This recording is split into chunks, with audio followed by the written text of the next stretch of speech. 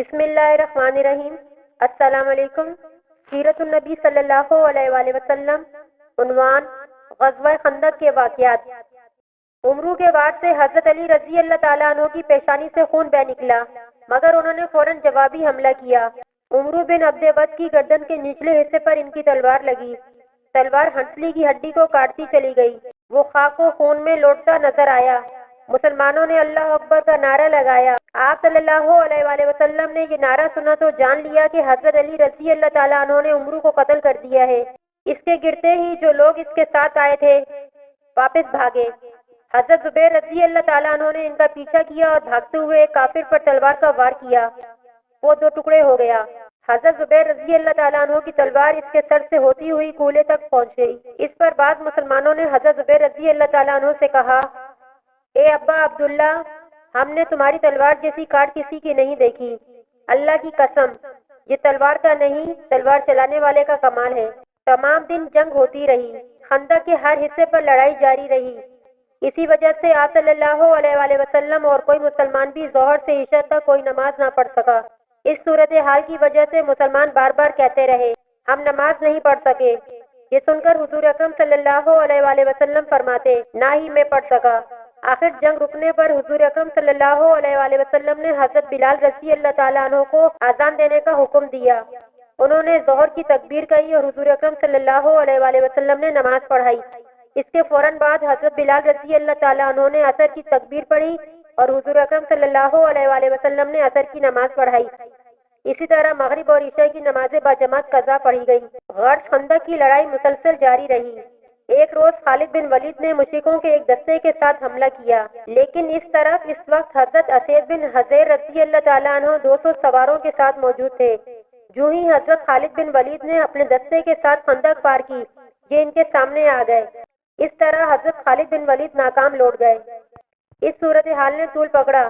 صحابہ کرام رضی اللہ تعالیٰ عنہ پریشان ہو گئے۔ آخر حضور اکرم صلی اللہ علیہ وآلہ وسلم نے اللہ تعالیٰ سے دعا فرمائی۔ اس کے جواب میں حضرت جبرائیل علیہ السلام آئے اور خوشخبری سنائی کہ اللہ تعالیٰ دشمن پر ہوا کا طوفان نازل فرمائے گا۔ طوفان کے ساتھ اللہ اپنے لشکر فرشتے بھی ان پر نازل کرے گا۔ رسول اللہ صلی اللہ علیہ وآلہ وسلم نے صحابہ کرام رضی اللہ تعالیٰ عنہ کو یہ خبر دی۔ سب نے اللہ کا شکر ادا کیا۔ رسول اللہ صلی اللہ علیہ وآلہ وسلم کی یہ دعا بدھ کے دن ظہر اور عصر کے درمیان قبول ہوئی۔ آخر سرخ آندھی کے طوفان نے مشرکوں کو آ لیا۔ ان دنوں موسم یوں بھی سرد تھا، اوپر سے انہیں اس سرد طوفان نے گھیر لیا۔ مشرکوں کے خیمے الٹ گئے، برتن الٹ گئے۔ ہوا کے شدید تھپیڑوں نے ہر چیز ادھر سے ادھر کر دی۔ لوگ سامان کے اوپر اور سامان لوگوں پر آ گرا۔ پھر تیز ہوا سے اس قدر ریت اڑی کہ ان میں سے نہ جانے کتنے ریت میں دفن ہو گئے۔ ریت کی وجہ سے آگ بجھ گئی، چولہے ٹھنڈے ہو گئے۔ آگ بجھنے سے اندھیرے نے گویا انہیں نگل لیا۔ یہ اللہ کا عذاب تھا جو فرشتوں نے ان پر نازل کیا، وہ درہم برہم ہو گئے۔ اللہ تعالیٰ ارشاد فرماتے ہیں: پھر ہم نے ان پر ایک آندھی اور ایک ایسی فوج بھیجی جو تمہیں دکھائی نہیں دیتی تھی، اور اللہ تعالیٰ تمہارے اعمال کو دیکھتے ہیں۔ سورہ الاحزاب۔ جہاں تک فرشتوں کا تعلق ہے تو اس سلسلے میں اصل بات یہ ہے کہ انہوں نے خود جنگ میں شرکت نہیں کی، بلکہ اپنی موجودگی سے مشرکوں کے دلوں میں خوف اور رعب پیدا کر دیا۔ اور اس رات جو ہوا چلی اس کا نام باد صبا ہے، یعنی وہ ہوا جو سخت سرد راتوں میں چلے۔ چنانچہ آپ صلی اللہ علیہ وآلہ وسلم نے ارشاد فرمایا: باد صبا سے میری مدد کی گئی اور ہوائے زرد کے ذریعے اس قوم کو تباہ کیا گیا۔ ہوائے زرد نے مشرکوں کی آنکھوں میں گرد و غبار بھر دیا اور ان کی آنکھیں بند ہو گئیں۔ یہ طوفان بہت دیر تک اور مسلسل جاری رہا تھا۔ ساتھ ہی نبی اکرم صلی اللہ علیہ وآلہ وسلم کو مشرکوں میں پھوٹ پڑنے کے بارے میں پتہ چلا۔ وہ ایسے کہ آپ صلی اللہ علیہ وآلہ وسلم نے اعلان فرمایا تھا کہ کون ہے جو ہمیں دشمنوں کی خبر لا دے۔ اس پر سیدنا زبیر رضی اللہ تعالیٰ عنہ اٹھے اور عرض کیا: اللہ کے رسول، میں جاؤں گا۔ آپ صلی اللہ علیہ وآلہ وسلم نے یہ سوال 3 مرتبہ دہرایا۔ تینوں مرتبہ زبیر رضی اللہ تعالیٰ عنہ ہی بولے۔ آخر آپ صلی اللہ علیہ وآلہ وسلم نے ارشاد فرمایا: ہر نبی کے حواری یعنی مددگار ہوتے ہیں، میرے حواری زبیر ہیں۔ پھر آپ صلی اللہ علیہ وآلہ وسلم نے حضرت حذیفہ بن یمان رضی اللہ تعالیٰ عنہ کو اس کام کے لیے روانہ فرمایا۔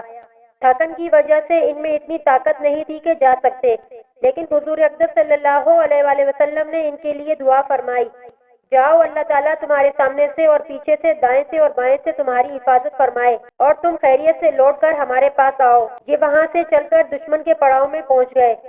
وہاں انہوں نے ابو سفیان کو کہتے سنا، اے گروہ قریش، ہر شخص اپنے ہم نشینوں سے ہوشیار رہے اور جاسوسوں سے پوری طرح خبردار رہے۔ پھر اس نے کہا، اے قریش، ہم نہایت برے حالات کا شکار ہو گئے ہیں، ہمارے جانور ہلاک ہو گئے ہیں۔ بنو قریظہ کے یہودیوں نے ہمیں دغا دیا ہے اور ان کی طرف سے ناخوشگوار باتیں سننے میں آئی ہیں۔ اوپر سے اس طوفانی ہوا نے جو تباہ کاری کی ہے وہ تم لوگ دیکھ ہی رہے ہو، اس لیے واپس چلے جاؤ، میں بھی واپس جا رہا ہوں۔ حذیفہ رضی اللہ تعالیٰ عنہ یہ خبر لے کر آئے تو نبی اکرم صلی اللہ علیہ وآلہ وسلم نماز پڑھ رہے تھے۔ آپ صلی اللہ علیہ وآلہ وسلم نماز سے فارغ ہوئے تو انہوں نے دشمن کا حال سنایا۔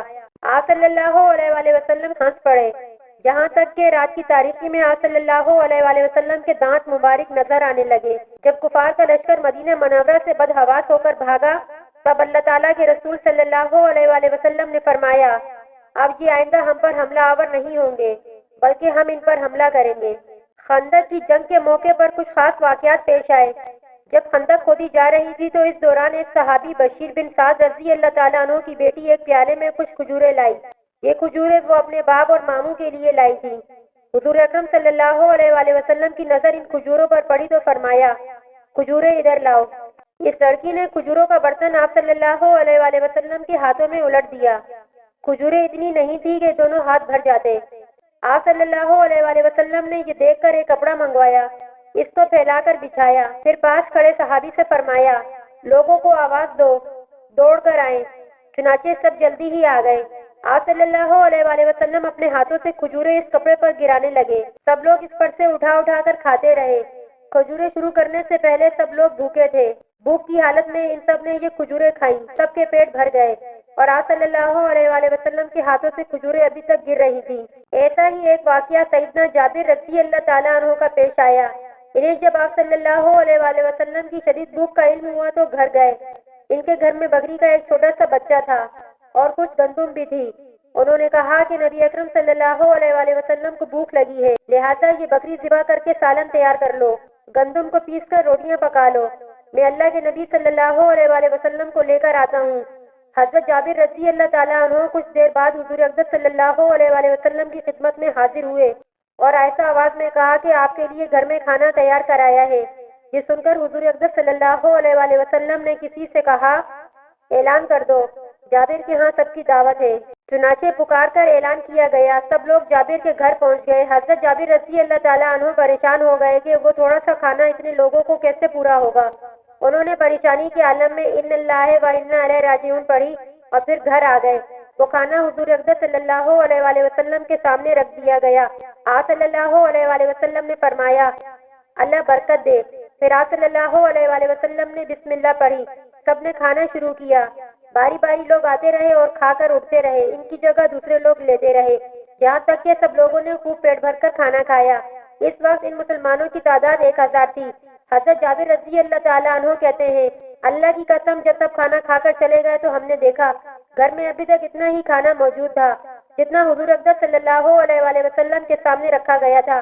جب آپ صلی اللہ علیہ وآلہ وسلم غزوہ خندق سے فارغ ہو کر گھر آئے تو وہ دوپہر کا وقت تھا۔ حضور اکرم صلی اللہ علیہ وآلہ وسلم نے ظہر کی نماز ادا کی اور سیدہ عائشہ صدیقہ رضی اللہ تعالیٰ عنہ کے حجرے میں داخل ہو گئے۔ آپ صلی اللہ علیہ وآلہ وسلم ابھی غسل فرما رہے تھے کہ اچانک حضرت جبرائیل علیہ السلام سیاہ رنگ کا ریشمی امامہ باندھے وہاں آ گئے۔ حضرت جبرائیل علیہ السلام ایک خچر پر سوار تھے۔ انہوں نے آتے ہی آپ صلی اللہ علیہ وآلہ وسلم سے کہا، اے اللہ کے رسول، کیا آپ نے ہتھیار اتار دیے ہیں؟ آپ نے فرمایا، ہاں اتار دیے ہیں۔ یہ سن کر حضرت جبرائیل علیہ السلام نے کہا، لیکن اللہ تعالیٰ کے فرشتوں نے تو ابھی ہتھیار نہیں اتارے۔ ملتے ہیں ایک نئی ویڈیو کے ساتھ، اجازت دیجیے گا اس اپنے پن کے ساتھ کہ اپنا بہت خیال رکھیے گا۔ اللہ حافظ۔